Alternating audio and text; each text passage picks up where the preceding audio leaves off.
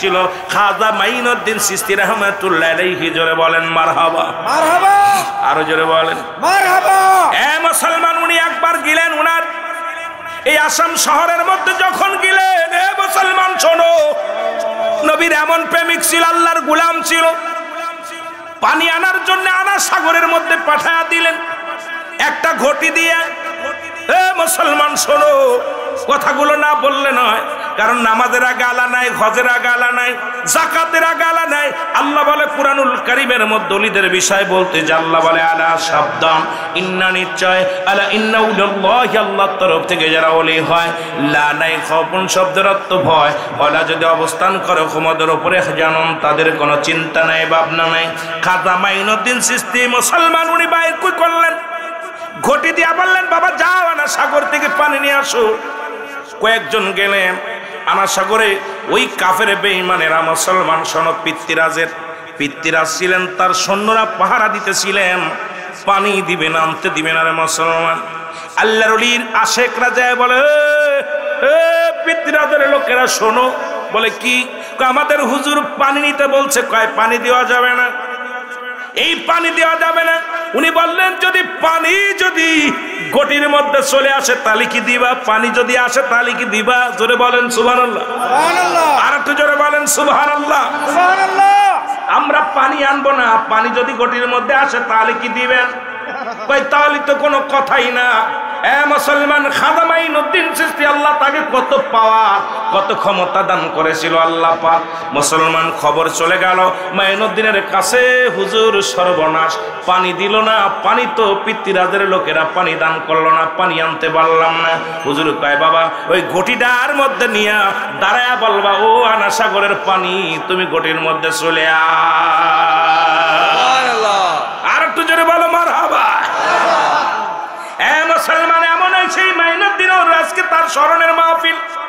উনি কি করলেন? ওনার সৈন্যরা, ওনার লোকেরা ডাকতে বলে, আনা সাগরের পানি, সাগরের মধ্যে আসো কেন? আল্লাহর ওলি খাজা মাইনুদ্দিন চিশতি পানি খাবে, তাড়াতাড়ি আয়, তাড়াতাড়ি আয়, ঘটির মধ্যে চলে আয়। সৈন্যদের সামনে একদম মুসলমান এ যেমন খাল কাটলে পানি যেমন দর দর করে নেমে চলে আসে, আনা সাগরের পানিগুলো উতাল পাতাল হয়ে চলে আসে। এ দুনিয়ার মুসলমান আল্লাহর ওলিরা যারা হয় তাদের সাহায্যকারী স্বয়ং আল্লাহ হয়ে যায়। জোরে জোরে চিল্লায় বলা যাবে না, ঠিক কিনা? ওই কথা বলতে যান, খাজা মাইনুদ্দিন চিশতি এমন একজন বুজুর্গ মানুষ, উনি সেজদার মধ্যে পড়ে আছে, সুবহানাল্লাহ বলেন না? উনার স্মরণে যেহেতু মাহফিল, উনার কথা দুই চারটে বলাই লাগে, জোরে বলেন ঠিক কিনা? আমার বাবারা, শরীয়তের ওয়াজ ঘন্টা অনেক করে দিছি, এরপরে কিছু কথা মাঝে মাঝে বলতে হয়, না বললে নয় রে বাবা। খাজা মাইনুদ্দিন চিশতি সিজদায় পড়ে কান্দে, আল্লাহ ও রব্বি করিম, তুমি মুসলমানদের বিজয় দাও, মুসলমানদের সম্মান দাও, মুসলমানদের হারানো গৌরব ফিরে দাও, জোরে বলো মারহাবা। পিতৃরাজ কি করলেন? একটা পাথর সালাম দিলেন। এমন একটা পিতৃরাজ, এত বড় জাদুকার, বিশাল একটা পিতৃরাজ একটা পাথর সালাম দিলেন।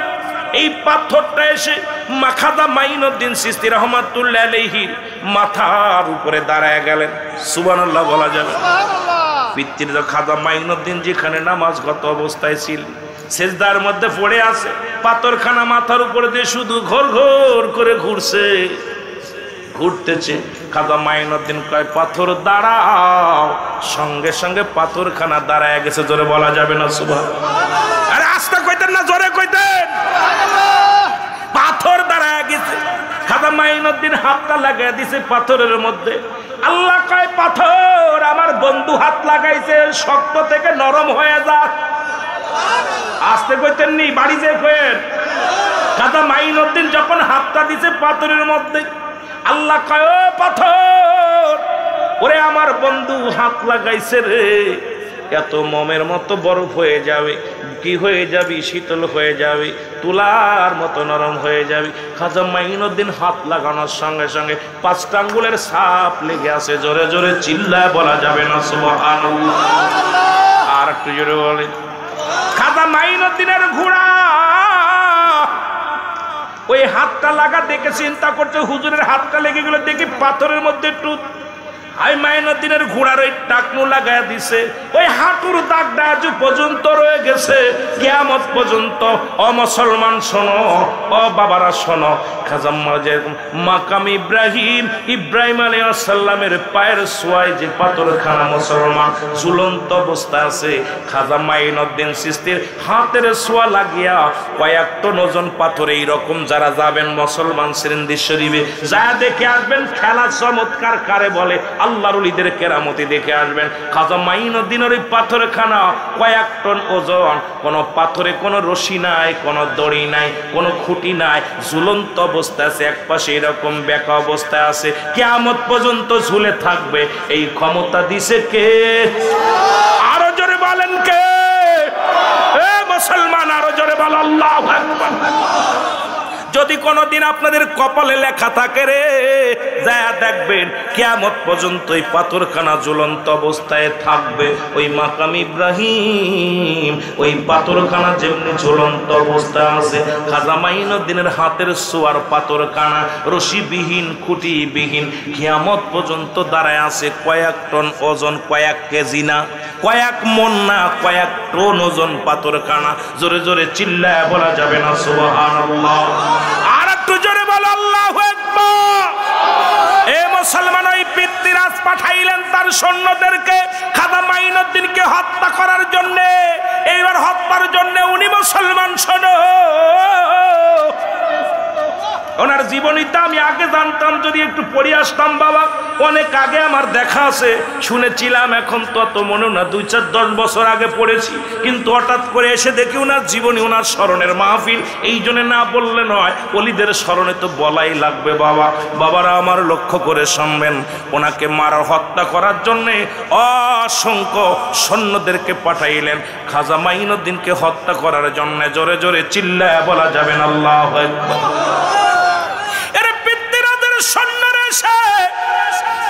যখন দাড়িওয়ালা মুসলমান গভীর মনোযোগ, ইহুদি বলে আমি মেনে নিলাম যে রায় দিছেন, রাইতে আমি সন্তুষ্ট। মুসলমান মানতে পারে নাই। মুসলমান বলে ইহুদিরে, রাসূলুল্লাহর রায় আমি মানতে পারলাম না, রাসূলের রায় আমি মানতে পারলাম না। ইহুদি বলে তোমাদের নবী, মুসলমানদের যিনি নেতা, যিনি কুল কায়নাতের নবী, যিনি সারা গোটা বিশ্ববাসীর নবী, নবীর রায় তুমি মানতে পারো না, তোমার গুরুর রায় তুমি মানতে পারো না, তুমি কেমন মুসলমান? কই না আমি মানি না, চলো যাও। কার কাছে? আবু বকরের কাছে। কার কাছে? হযরত আবু বকরের কাছে চলে যায়। হযরত আবু বলে যে আমি নবীর রায় মেনে নিলাম, আপনি কেন মানবেন না? বলে মানতে পারে না, চলো যাই। চলে যায় আবু বকরের কাছে।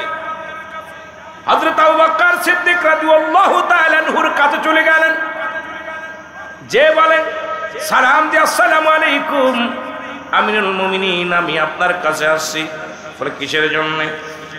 বলে আমি ইহুদি, আমি মুসলমান। দুজন মুসলমান ইহুদি দুজন যে বললেন আমিরুল মুমিনিন, আমরা একটা বিচারের জন্য আপনার কাছে আসছি। সেই বিচারটা হলো এই মালের এই দাবিদার হলো আমি, দুজনেই সমান দাবিদার। উনি বলতেছি তার দাবিদার আমি, ওটা বলতেছে আমি এটার দাবিদার। আমার হযরত ওমর, হযরত আবু বকর সিদ্দিক রাদিয়াল্লাহু তাআলা ডাক দিয়ে বলে, ও ভাই, তোমরা কি আমার আগে কারুর কাছে গেছিলেনি? সুবহানাল্লাহ। আরো জোরে সুবহানাল্লাহ। তোমরা কি এর আগে কারুর কাছে গেছিলেনি? বলে হুজুর গেছিলাম। বলে কার কাছে? ইহুদি বলে আমি গিয়েছিলাম এই পৃথিবীর নবী, নবীদের নবী, রাহমাতাল লিল আলামিনের কাছে। আপনার নবী, এই মুসলমানদের নবী রাহমাতুল লিল আলামিনের কদমে গেছিলাম। আবু বকর বলে, ইহুদি রায় কি দিয়েছে? বলে হুজুর রায় তো আমার পক্ষে দিয়েছে। কার পক্ষে? ইহুদির পক্ষে। জোরে বলেন কার পক্ষে? ইহুদির পক্ষে। ইহুদির পক্ষে। আবু বকর বলে, আমার নবী যেখানে রায় দিছে এখানে আমার শোনারও কিছু নাই, জানারও কিছু নাই। যেহেতু আমার নবী রায় দিছে ওটাই রাইট থাকবে, এই রায় পরিবর্তন করার মতো ক্ষমতা আমার নাই। সুতরাং এইটার দাবিদার, এই জামার মালিক হলো এই ইহুদি, কোন মুসলমান উনি পাবে না। জোরে জোরে চিল্লায় বলেন সুবহানাল্লাহ। ইহুদি কয় মেনে নিলাম, মুসলমান কয় মানবো না, চলো যাই। কারণ নবীর কাছে যে রায় পাই নাই, আবু বকরের কাছে রায় পাই নাই, আমি সঠিক বিচার পাবো হযরত ওমরের কাছে গেলে, খত্তাবের বেটা ওমর ইনি ন্যায় বিচারক, কিনার কাছে গেলে আমি বিচার পাবো। মুসলমান শুনে নাও, অনেক লম্বা ইতিহাস, যদি বলতে যাই 1 ঘন্টা লাগবে আলোচনার। আরে মুসলমান, আমি সংক্ষেপে বলে যাই, কারণ আমি আপনাদেরকে অল্প কথার মধ্যে অনেক বোঝানোর জন্য চেষ্টা করবো। মুসলমান শুনে নাও, হযরত ওমরের কাছে চলে গেলেন, বলেন আমিনুল মুমিনিন, আমি আপনার কাছে আসছি, এইটার দাবিদার আমি। ইহুদি বলে হুজুর আপনার কাছে আসছি, এটার দাবিদার আমি। দুজনের কথাগুলো শুনলেন, শোনার পর হযরত ওমর বলে আমি তো রায় দিব, রায় দেওয়ার আগে আমি একটু জানতে চাই। কয় কি রায়? তোমরা কার কাছে গেছিলে? এর আগে কোনো কারোর কাছে গেছিলে কিনা? বলে হুজুর। ইহুদি বলে হুজুর, আমি সর্বপ্রথম আমাদের যিনি যিশু তার কাছে যেতে চেয়েছিলাম, যিনি আমাদের খ্রিস্টানদের, আমাদের ইহুদিদের সর্দার, উনার কাছে যেতে চেয়েছিলাম। উনি বলছে না, মুহাম্মাদের কাছে যেতে হবে। আমি মুহাম্মদ সাল্লাল্লাহু আলাইহি ওয়াসাল্লামের কাছে গেলাম, উনি আমাদের কথাগুলো শুনে রায় দিছে আমার পক্ষে। উনি রায় মানতে পারে নাই, চলে গেছে কার কাছে? আবু বকরের কাছে। আবু বকর বলছে আমি মুহাম্মাদের রায় বহাল থাকবে, এই রায় আমি বদলাতে পারবো না, এখন আপনার কাছে আছে, আপনি রায় দিবেন। আমি রায় দিব, দাঁড়াও একটু ধৈর্য ধরো। জোরে জোরে চিল্লায় বলো সুবহানাল্লাহ। হযরত ওমর ফারুক বলে দাঁড়াও, আমি রায় দিব, যেহেতু মুহাম্মাদের রায় দিয়েছে তুমি মানতে পারো না, রায় তো তোমাকে দিতেই হবে, একটু ধৈর্য ধরো। আল্লাহু আকবার বলো। যেহেতু মুহাম্মাদের রায় মানতে পারো নাই, ভিতরে যা খোলা তরবারি নিয়ে গুটি গুটি পেশে এক কবে গর্দান থেকে মাথাটা আলাদা করে দিছে। জোরে জোরে চিল্লায় বলা যাবে না সুবহানাল্লাহ। ডাক দে কয়, যে ব্যক্তি রাহমাতুল লিল আলামিনের রায় মানতে পারে নাই, ফয়সালা মানতে পারে নাই, তার ফয়সালা আমার কাছে শেষ ফয়সালা, তাকে দুনিয়ায় বাঁচায় রাখার কোনো ইখতিয়ার নাই, দুনিয়া থেকে বিদায় করে দিলাম। সবাই রব উঠে গেল, উমর মুসলমান হত্যা করেছে। সবার মুখে একটা বলি, সবাই বলে উমর মুসলমান হত্যা করেছে। যেহেতু হযরত ওমর ফারুক দাড়িওয়ালাকে হত্যা করেছে, টুপিওয়ালাকে হত্যা করেছে, সবার ভিতরে একটা হট্টগোল শুরু হয়ে গেল, কানাঘুষা শুরু হয়ে গেল। মুসলমানের কাছে মুসলমান নিরাপত্তা নাই। আরে দাদারা শোন, তোদের হিন্দুরা চুরি করবে, বাটপারি করবে, আমরা বিচার করলে কইডে মেরে দিছে। ওই বাটপার তো বাংলাদেশে হবে না, কারণ এই দেশ কলি আল্লাহদের দেশ, এ দেশে ইসলামের আইন চলবে, ইসলামের শাসন চলবে। কোন ভণ্ড, প্রতারক, গাঁজাখোর, মদখোর, নারীখোরের জায়গা হবে না। জোরে বলেন ঠিক কিনা? ওরে রে বাবার, কি শুরু করছে এগুলো? আমার ভাইরা আমার, নবীজির কাছে সবাই যা দাবি করেন, ইয়া রাসূলুল্লাহ, ইয়া হাবিবাল্লাহ। সর্বনাশ। নবী কয় কি হয়েছে? কয় নবী গো, হযরত ওমর ফারুক দাড়িওয়ালা টুপিওয়ালারে হত্যা করেছে, দাড়িওয়ালা টুপিওয়ালারে হত্যা করেছে। আমার নবীজি রায় দিবেন, সবাইকে ডাকলেন। যেহেতু হযরত ওমর বিশাল একটা কাজ করেছে, দাড়িওয়ালা টুপিওয়ালার হত্যা করেছে, মুসলমানের হাতে হত্যা হয়েছে, নবীজি বড় কষ্ট পাইলেন। নবী যখন বিচার করবে, বিচারের কাঠ গড়ায় সবাই দাঁড় কর, সবাইকে নিয়ে যখন উমরের রায় দিবে, আমার আল্লাহ কয় যাও জিবরিল যাও, আমার হাবিবকে বলে দাও সে যেন আজকের রায় দেয় না, আমার তারে জানায় দাও হযরত ওমর ফারুক কোন মুসলমানকে হত্যা করে নাই, হযরত ওমর ফারুক মুনাফিককে হত্যা করেছে। জোরে বলো আল্লাহু আকবার। আরো জোরে আল্লাহু আকবার। আল্লাহ ডাকতে বলে হাবিব, হাবিব, ও হাবিব, ওমর ফারুকের বিরুদ্ধে আপনি রায় দিবেন না। শুনে রাখেন, হযরত ওমর ফারুক দুনিয়ার কোন মুসলমান হত্যা করে নাই। ও দাড়িওয়ালা লিবাস লাগায় নবীর দরবারে যাইতো, আমিনান নাস, মানুষের মধ্যে মায়া করে তারা বলবে আমার না, তার ঈমান আনছে বিল্লাহি, আল্লাহর প্রতি, অবিলাউমিল আখিরাতের প্রতি বিশ্বাস স্থাপন করছে। ওমা হুম বিমুমিনিন। তৎকালীন জামানায় একদল মুনাফিক ছিল, তারা নবীর কদমে যাইতো, তারা বলতো আমরা ইমানদার, আমরা মুমিন, আমরা মুত্তাকিন। আজও পর্যন্ত এই মুনাফিক আছে বাংলার জমিনে, অনেক দাড়িওয়ালা টুপিওয়ালা নবী মানতে পারে না। এই মুনাফিকদের অবস্থা উমরের মতো ফয়সালা করার দরকার। জোরে বলেন ঠিক কিনা? আর একটু জোরে বলো কথা কি বোঝেন? আমার নবীজি উপস্থিত যত জনগণ ছিল সবার সামনে বললেন, ভাইয়েরা আপনারা কি উত্তেজিত হয়েন না, আমার উমর যাকে হত্যা করেছে আল্লাহ রাব্বুল আলামিন ফয়সালা দিয়ে দিছে আমার কাছে জিবরিল আমিন দিয়ে। আমার উমর কোন দাড়িওয়ালা টুপিওয়ালাকে হত্যা করেন, একজন মুনাফিক, নাম ধরে একজন মুনাফিককে হত্যা করেছে।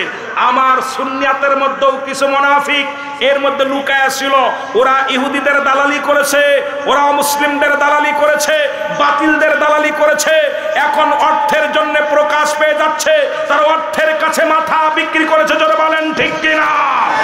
এই সমস্ত মুনাফিক, অসংখ্য মুনাফিক আছে এখনো জমিনের মধ্যে। আমার ভাইয়েরা, আমার বন্ধুরা, আমার গভীর মনোযোগ।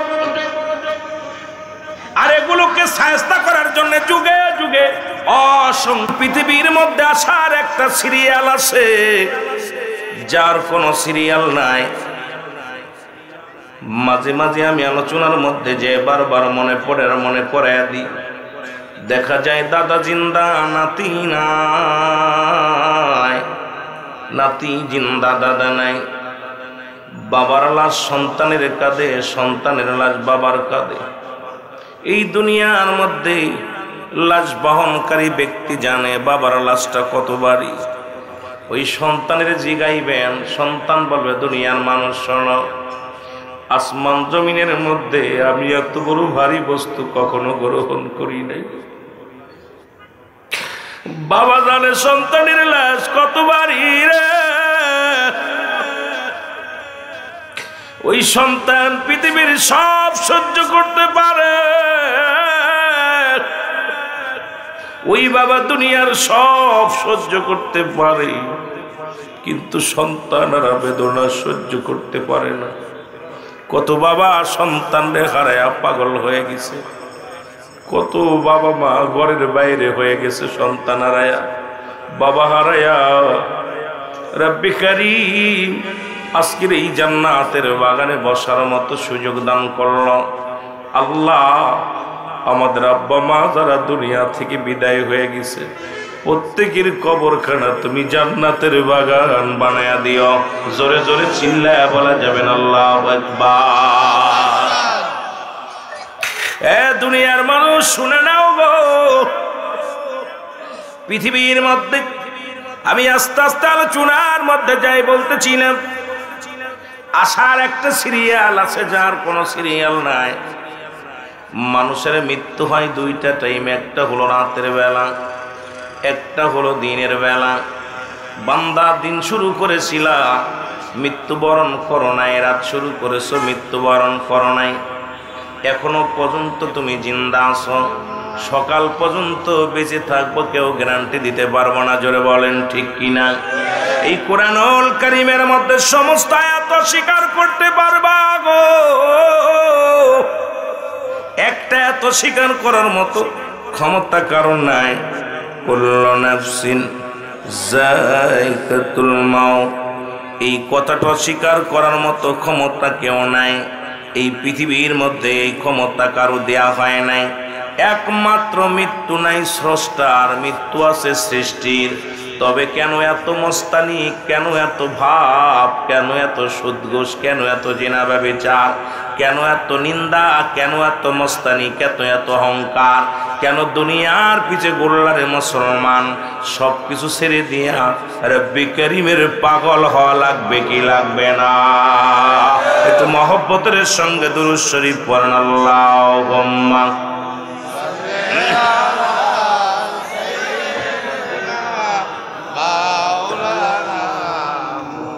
ওয়ালা আলি সাইয়্যিদিনা।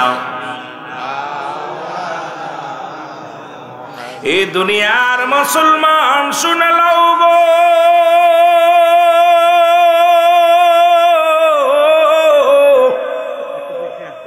আমরা এক নবীর উম্মত, এক আল্লাহর বান্দা বান্দি। জোরে বলো ঠিক কিনা? তবে কেন এত ভেদাভেদ? একই তো, কেন হিন্দু মুসলিম বিদ্য আজকে বদ্ধ এত ভেদাভেদ? সবার গায়ের মধ্যে তো একই রক্ত, একই জান, নামের সঙ্গে অনেক মিল আছে, চেহারার লগে মিল আছে। এত মতের বিরোধিতা কেন মুসলমান? একটা কথা মনে রাখো, সমস্ত ধর্মের খেলা যেখানে শেষ, সেখানে সুন্নিয়াতের মুসলমানদের খেলা শুরু। জোরে বলেন ঠিক কিনা? মুসলমান শোনো, আল্লাহর কাছে সবচাইতে বর্ণিত ধর্মের নাম হলো ইসলাম। নাম কি? ইসলাম। জোরে বলেন কি? আল্লাহ বলেন ইয়া আইয়ুহাল্লাযীনা আমানু, আল্লাহ কে ইমানদারেরা, বিশ্বাসীরা। আমি আস্তে আস্তে আলোচনায় যাই, গভীরদের মন দিয়া শুনবেন মুসলমান। আল্লাহ যদি বলতি আইয়ুহান নাস, ও মানুষ সম্প্রদায়, আল্লাহ ডাকবে কয় ইমানদারেরা, বিশ্বাসীরা গো,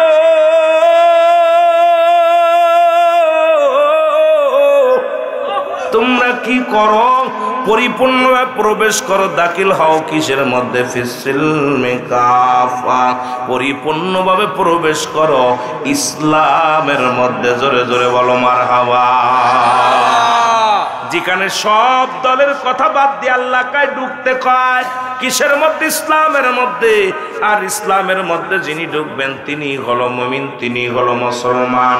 এখন ইসলামের আবিধানিক শাব্দিক অর্থ যদি এখন আলোচনা করি, ইসলাম মানে আত্মসমর্পণ, ইসলাম মানে শান্তি, ইসলাম মানে একত্ববাদ, ইসলাম মানে নিজে না কর্ণরে খাওয়ানো, ইসলাম মানে নিজে না ঘুমানোরে ঘুম পাড়ানো, ইসলাম মানে নারীর সতীত্ব পাহারা দাও, ইসলাম মানে নিজে দুঃখে থেকে অন্যরে সুখে রাখো, ইসলাম মানে নিজে না ঘুমানোরে ঘুম পাড়াও। এখন ইসলামের মধ্যে ঢোকা পর যদি তোমার দ্বারাই যদি কোনো মুসলমান নিরাপদ না থাকে গো, ইসলামের মধ্যে ঢুইকা যদি তোমার দ্বারাই মন্দির ভাঙ্গা হয়, তোমার দ্বারাই যদি মুসলমান মাজার ভাঙ্গা হয়, তোমার দ্বারাই যদি মসজিদে আগুন দেওয়া হয়, তুমি কেমন মুসলমান আর কেমন ইসলামের মধ্যে ঢুকছো আমার বুঝি আসে না। জোরে জোরে চিল্লায় বলা যাবে না, ঠিক কি না? এত বাড়াবাড়ি না, একটা আয়াতের তাফসীর করেন। এত কোরআন শরীফ, এই 6666 আয়াত, কেউ 33টা আয়াত, এই 114টা সূরার মধ্যে ছোট্ট একটা আয়াত, এইটার তাফসীর করতে বলবেন মুফতি সাহেবরে। এই মুফতি সাহেব, ইসলামের শাব্দিক, শুধু বেশি কিছু না, শুধু ইসলামের শাব্দিক অর্থটা বলো, পারিভাষিক শাব্দিক অর্থটা বলো, তোমার ওয়াজ, তোমার জিন্দেগি শেষ হয়ে যাবে। যদি ইসলাম মানে যদি হয় শান্তি, তুমি অশান্তির কোন কারণ, তোমার ভিতরে যখন অশান্তির ছায়া দেখা যায় তুমি অমুসলিম। ইসলাম মানে যদি আত্মসমর্পণ হয়, তোমার ভিতরে যদি অহংকার হয় তুমি অমুসলিম। তোমার ইসলাম মানে যদি হয় একত্ববাদ, তোমার দ্বারাই কোনো জাতি শান্তির মধ্যে নাই, তুমি অমুসলিম। ইসলাম মানে যদি হয় মুসলমান নারীর সতীত্ব পাহারা দিয়া, তুমি যদি হও জিনাকারী, তুমি অমুসলিম। যদি মুসলমান একটা কথা বিশ্লেষণ করো, তারপরে আলোচনা শোনো। সারা জিন্দেগি ভরে ওয়াজ শুনলাম, সারা জীবন পরে ওয়াজ শুনলাম, আমল করি নাই। মুসলমান কপাল মন্দ, কপাল মন্দ। কারণ রাসূলের আদর্শ ছিল আহলে বায়াতের মধ্যে, রাসূলের আদর্শ ছিল মুসলমান আল্লাহ আমার ছিল নবীর সাহাবীদের মধ্যে, রাসূলের আদর্শ ছিল তাবেঈদের মধ্যে, রাসূলের আদর্শ আছে আল্লাহর ওলিদের মধ্যে, রাসূলের আদর্শ আছে হক্কানি উলামা পীর মাশায়েখদের মধ্যে।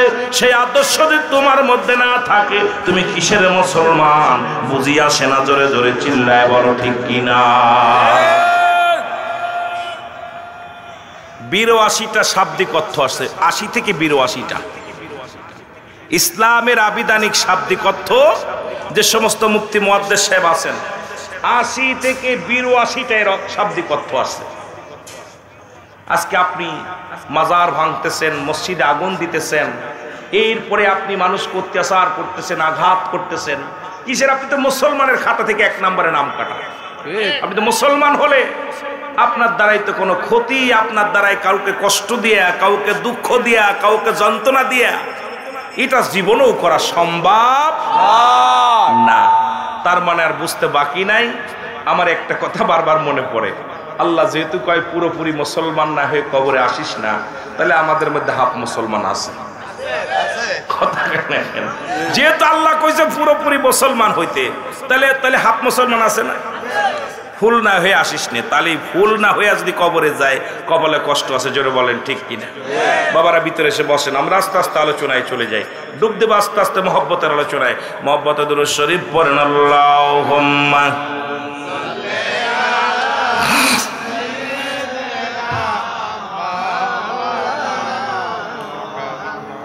মদিনা দেখতে পারলাম না, মদিনা যাইতে পারলাম না, মদিনা দেখতে পারলাম না, মদিনা আমি অসহায় তাই এত দূরে রই, বলো অসহায় তাই এত দূরে রই, দূর থেকে সালাম জানাই, শুধু দূর থেকে সালাম জানাই, মদিনায় যাইতে পারলাম না, মদিনা। আরো জোরে বলেন, মদিনা যাইতে পারলাম না, মদিনা। বাবা যত ভালোবাসা দিবেন তত আলোচনা মজা পাবো, ফাঁকি দিবেন আমার আলোচনা উঠবে না। মহব্বতে মদিনা যাইতে পারলাম না, মদিনা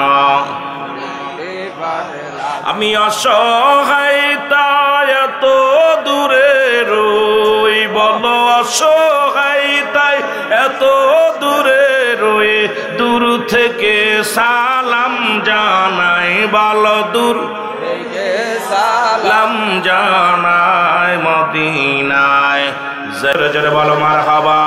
এই ওলি আল্লাহর বাংলাদেশ, শাহজালালের এই শাহপরানের বাংলাদেশ, শাহ মখদুমের বাংলাদেশ, বলো বাংলাদেশ, বাংলাদেশ রহম করুন আল্লাহ। আলহামদুলিল্লাহ বলেন না? আমাদের প্রধান অতিথি জনাব মোহাম্মদ মাসুদ এলাহি ভাই আমাদের মাঝে আগমন করছে, জোরে বলো না আমিন। এই বলো ওলি আল্লাহর বাংলাদেশ, শাহজালালের বাংলাদেশ, বলো শাহ হুসাইন আহমেদ ভাই। আলহামদুলিল্লাহ আমার ভাই হুসাইন আহমেদ ভাইও আসছে, সবাইকে বলেন আমিন। আমি আপনাদের নামগুলো বলছি আগে, বলেন ওলি আল্লাহর বাংলাদেশ, শাহজালালের আল্লাহ তাদের পথে তাদের মতে কবুল করুন আল্লাহ, ওগো কবুল করেন আল্লাহ, বল শাহজালালের বাংলাদেশ, শাহপরানের বাংলাদেশ, এই শাহ মখদুমের বাংলাদেশ, খাজা বাবার বাংলাদেশ, বল বাংলাদেশ, বাংলাদেশ রহম করুন আল্লাহ, ওগো কবুল